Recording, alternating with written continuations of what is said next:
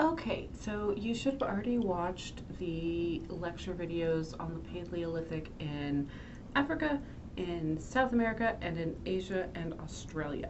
So now we're going to talk about the Paleolithic in Europe. This is the area where we have a lot of really well preserved sculpture, but also particularly parietal art, which means the paintings on the wall, parietal. And part of that is because of the geology. We have a lot more caves in Europe, and caves stay at 58 degrees, and so they tend to preserve things well. The other is just that this these works have been studied more, okay? And there's several reasons for that, a lot of them to do with, frankly, kind of the racist history of art. But basically, the work in Europe has been studied longer and more, and so there's a little bit more information about some of these things. Now, that's forever changing. There's constantly new studies being released about works found in other parts of the world, and I try to include that in this course as well. Okay, so let's get to it. Near Montignac, France, we have a collection of prehistoric cave paintings which were discovered by 4 teenagers. So these 4 teenagers stumble upon this prehistoric artwork after following their dog down a narrow entrance into a cavern. This is in like 1940, so just picture it. These 4 French teenagers are wandering about, and their dog goes off and down this little crevice. They're like, oh no, our dog. So they go and they follow the dog and they try to find him, and they stumble upon this unbelievable trove of 15,000 to 17,000 year old paintings. They consist mostly of animal representations, and they're among the finest examples from the Upper Paleolithic period. They're very well preserved. They're first studied by the French archaeologist Henri-Edouard Prosper-Boel, and the Lascaux, that's the name of the cave, the Lascaux Grotto cave, consists of a main cavern that's 66 feet wide and 16 feet high. The walls of the cavern are decorated with around 600 painted and drawn animals and symbols and nearly 1,500 engravings, so a huge amount of artworks in this one location. The pictures depict, in kind of excellent detail actually, numerous types of animals. We have horses, there's different kinds of deer, there's stags with their big antlers, there's bovine, like sort of bull or bison-like creatures, there's feline, there's like lions and things, and there are some things that appear to be sort of mythical hybrid creatures. There's only one human figure depicted in the whole cave, and it's a man with a bird head, and he has an erect phallus, which is, you know, neither here nor there, kind of interesting, and he's holding a bird's staff. Archaeologists believe that the cave was used over a long period of time as a center for hunting, kind of like base camp when the ancient people, the prehistoric people went out on hunting trips. They also think that it could have been used for some religious rites. The sort of shaman-like bird-headed man with the staff, they think might have been sort of some kind of spiritual sort of significance. The exact uses of the cave are speculative, like anything from this time period, of course, and unknown. But we do know that various groups of people visited the site with frequency and left pretty fantastic parietal art. Parietal, again, means wall art. The Lascaux Grotto, the Lascaux Cave, was opened to the public in 1948, so about 8 years after the dog and the kids discovered it, but then it's closed to the public in 1963 because artificial lights had faded the vivid colors of the paintings and caused this kind of algae to grow over some of them, so it was disrupting the atmosphere that had preserved everything so well. A replica of the Lascaux Cave was opened nearby in 1983, and tens of thousands of visitors go each year, and I have a link in Canvas to that replica. You can take a virtual tour of it. Okay, sorry, there we go. So Lascaux is probably my personal favorite Paleolithic site. I have a little bit of a personal connection to it. So I took an entire course on Paleolithic art called Ice Age when I was an undergraduate art history student. And my professor, Tom Parker, is one of the only Americans who has ever been allowed to enter Lascaux. He might be the only American who was ever allowed to enter. Maybe some people went before it was closed to the public. Excuse me, I have such a tickle in my throat today. Basically, the French government severely restricts access to protect the cave, right? Because it was being negatively impacted by all these visitors and by the lights, which were causing these disruptions. So many scholars from all over the world try to enter every year and have since it was closed in 1963. Tom, my professor, tried a different angle. He wrote to the French government and asked for permission to visit the cave and study the artworks within as an art critic, and sort of appealed to the French sense of pride of culture and significant artistic artifacts. This works. This was in the 1960s. They let him enter every day for 2 weeks and make sketches. He couldn't use photography, but he could make sketches. He could study the drawings, and he could speak, in French of course, to the archaeologists and scientists who were on site studying it. So when I studied this cave, I was very fortunate to get to learn about it directly from someone who has actually been there, which is a pretty rare privilege. So that's probably part of my internal bias and why I particularly love this artwork and this cave. One of the things that Tom really imparted to our class was that the experience of being in the presence of these drawings and paintings is quite different from just looking at the images, which makes sense, right? It's a totally different experience. We'll talk about this a little more in the next couple of slides. First, I want you to really look at these drawings. This is from the Hall of the Bulls at Lascaux. Look at the linear quality, the line work quality of these drawings. Do they remind you of an artist from the modern era? Maybe you've taken art history 2 already. Maybe you're just a fan of modernist works. If you've taken art history 2, or if you're just a fan of early modernism, I imagine that they might. To me, if you copied these onto paper or canvas and told me they were drawn by Pablo Picasso, I would absolutely believe you. I think the linear quality of the drawings of these bulls particularly is it really was an influence on Picasso, and it very much looks similar to me. Okay, so we're still in Lascaux here. One of the things that blows my mind about these images is the use of perspective. The overlapping of the images, the layering of things, the sense of depth and spatial understanding is very advanced. We don't see this level of understanding of perspective until the early classical period in ancient Greece, many, many thousands and thousands of years later. Also, the style of these horses is very interesting to me. It kind of reminds me of the jade carved horses from China. Notice the wheat or the grass grain vegetation in front of the horse. Okay, so it's drawn to look like the horse is moving through the vegetation. Also, here's our shaman figure on the right, next to a kind of bison type figure. So you can see he has his staff off to the side and he has kind of a bird head. It looks like he's maybe fallen backwards. Okay. There are some stylistic differences which makes many scholars think that there were multiple artists working here, and since people did return to the site over and over again, that kind of makes sense. In this image, look at these dots under this sort of stag or reindeer-like creature. Those were made with the heel of the palm, so made with this part of the hand, just dip and dot across. Could this be some sort of symbol? Could it be some attempt at early written communication? Is it an artist's signature? We don't know, but it's pretty interesting and fascinating. Also note in this other image the use of atmospheric perspective. So the things in the background are smaller and look further away. Also, they sort of seem like they're in a little bit of a mist. Again, very, very advanced kind of techniques here. Okay, here we're back. We're still at Lascaux. We're in the Hall of the Bulls. Let me give you the same prompt that my professor gave me. Imagine that you're in this cave. Look at how the drawings are positioned around you. Notice the way the artist used the undulating surface of the rock wall to add depth and three-dimensional form to the animals. So really noticing and utilizing the surface of the wall.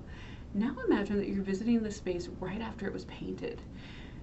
Your only light is a torchlight, is fire, As the flame moves with you through the dark chamber, it hits the uneven surface of the cave wall and makes it look like the animals are moving, like they're running on either side of you. Think about that experience and what that would have been like for these early ancestors of ours. It was truly designed to be an immersive experience. Linked in this unit is the official website for Lascaux, and you can take a virtual tour of the site and just kind of picture entering this with only firelight as your only way to see, and moving through and seeing these larger than life forms on either side of you. It's kind of incredible. Okay, I'll stop talking about Lascaux now. We'll move on to something else. All right. The cave art in the cave of Altamira was discovered in 1868, and it's discovered by Marcellino Sanz de Satula. And the discovery and dating of the art to the Paleolithic age effectively represented the discovery of Paleolithic cave art. So this was a very, very early discovery, making the first acknowledgement that the people of that period were capable of making carvings and paintings on the walls and ceilings of caves and rock shelters. So this is a really significant find because it was found pretty early on, and it was sort of mind-blowing for the people, the archaeologists and scholars of the time, because they didn't know that early humans or the ancestors of humans were capable of this kind of thought and this kind of representation. So it was a really big deal. Very early, very significant find. Later on, more and more artistic work from even earlier groups of people is discovered throughout the world, as we've seen in this lecture, or in the previous lectures. But this was a really significant find. It was a big deal. The cave was inhabited by different groups of people over time. The location of the cave was clearly favorable for occupation, with a landscape of valleys and mountains, as well as the nearby coastal region. So lots of shelter areas, lots of places to hunt and also fish and gather supplies. About 13,000 years ago, a rockfall sealed off the entrance to this cave, and so Altamira remained sealed until its discovery in 1868. This is really good for preservation. Remember, caves have a consistent temperature around 58 degrees Fahrenheit, which is a natural climate control to preserve the artwork. But if it's sealed off by a rock slide, also no people or other creatures can go in and kind of mess with stuff. So it was really, really well preserved. Human occupation only occurred at the cave mouth. It doesn't look like people lived further back into the cave system. The painting, drawing and engraving occurs throughout the cave. The artists use ochre and charcoal. As with other Paleolithic artists, they used the natural kind of contours and the shape, the form of the walls to enhance their drawings. The contours may have inspired a particular depiction, or the artist may have been using this technique to provide a three-dimensional sort of effect to the art, just like with the Hall of the Bulls at Lascaux. The art of Altamira encompasses naturalism, abstraction, and maybe even some symbolism. I like to look at this work at the detail and the use of the two-tone colors. I think it's really quite sophisticated. What else do we find in Altamira besides some very cute bison? The ubiquitous hand stencils. Flip through the next two slides and we'll look at some other hand stencil locations. So here we have the hand stencils in Altamira in Europe. Here we have our hand stencils that we've already seen in Argentina and South America. And here we have our hand stencils in Indonesia. So we can see that this form is something, this technique that we see in different parts of the world in the Paleolithic period. And again, this is where the people would put their hand against the wall and then they'd chew up the pigment and spit it around it or spit it through a hollow bone or reed. Pretty amazing that that's happening in totally different areas of the world. Okay, let's look at another cave. This is Chauvet. Who has seen the Star Wars show The Mandalorian? I feel like it was pretty popular when it first came out a couple years ago. I have two teenage boys. We watch all the Star Wars things. So I've seen The Mandalorian. Okay. Or the Baby Yoda show, right? The Baby Yoda is like the really famous part. Probably some of you have seen it. If you haven't, it's no big deal, but I like to kind of identify things. In the first season of The Mandalorian, the bad guy, the guy who hires Mando to find the child, the baby Yoda, um, is played by a guy named Werner Herzog. Okay, he has a really great accent. When I watched this show with my family, I was the only one who noticed or cared about this. I was like, oh my God, that's internationally famous documentary filmmaker Werner Herzog. And everyone's like, shut up, Megan, we're trying to watch Star Wars.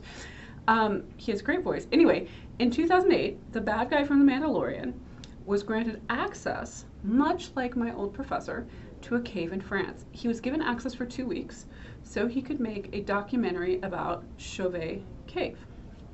The movie is very weird. It's called The Cave of Forgotten Dreams. I linked it on Canvas. You can watch it on YouTube. I recommend it. It is strange, but it's super, super interesting. Anyway, like the cave at Altamira, Chauvet was sealed by a landslide and thus has been pristinely preserved for thousands of years. One afternoon in 1994, 3 friends and weekend cavers, Jean-Marie Chauvet, Elia Brunel, and Christian Hilaire, followed an air current into a crevasse in a limestone cliff, tunneled their way through a narrow passage using hammers to chip away at the rocks and stalactites that blocked their progress, and descended into a world frozen in time. Its main entrance was blocked off by a massive rock slide 29,000 years ago. But these very adventurous people, and brave, maybe sort of foolish, were able to get in there. Brunel, who was the first to wedge through the passage, glimpsed the surreal crystalline deposits that had built up for like 1,000 years, then stopped before a pair of blurry red lines drawn on the wall to her right. "They have been here," she shouted to her awestruck companions. Who did she mean? She meant early artists. Spread out over 6 chambers spanning about 1,300 feet were paintings of lionesses in pursuit of herbivores, including aurochs, the now extinct ancestors of domestic cattle, and bison. Engravings of owls and woolly rhinoceroses, a charcoal portrait of 4 wild horses captured in an individualized profile, and some 400 other images of beasts that had roamed the plains and valleys in huge numbers during the Ice Age. Like the artist at Lascaux and Altamira, the artist used knobs, recesses, and other irregularities in the limestone to impart a sense of dynamism and of 3-dimensionality to their galloping, leaping creatures. Later, Jean-Marie Chauvet would marvel at the remarkable realism and aesthetic mastery of the artworks they encountered that day. This is from the Hall of Lions, so we have a lot of lions portrayed in this cave. Let's see. One of my favorite things about Chauvet, and there's a lot of great things about it, is this image of a rhinoceros. So if you look at the middle image up at the top, keep in mind that we're in Europe, but in the Ice Age. So there were furry rhinoceroses in France, which is funny in and of itself to think about rhinoceroses being in France. Look at this though. The artist drew the horn, the rhinoceros horn, multiple times to show movement. In a sense, this is the first attempt at animation in the art world. Isn't that cool? I just think it's super cool. Okay, so we're still in Chauvet. We'll zoom out a little bit here. Another really rad thing about this cave, and they talk about this in Cave of Forgotten Dreams with Werner Herzog, is it's a prime example of the importance of art in the study of history, anthropology, and biology. You have likely heard of a saber-toothed tiger, right? There were also lions in the Ice Age, not just tigers. And paleozoologists had this like mystery, basically.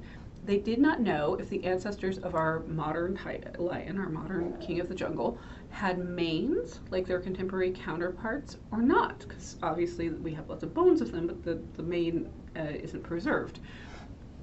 So, male mountain lions don't have manes. Male African lions do have manes. So it was this curiosity and this kind of mystery for paleozoologists. Did these prehistoric saber-toothed lions have manes or no? Okay, scientists have studied the bones of these creatures, but there's no preserved hide or hair to reveal this mystery. However, in Chauvet's Hall of Lions, there are both female and male lions depicted. We know some are male because the artists were very anatomically precise.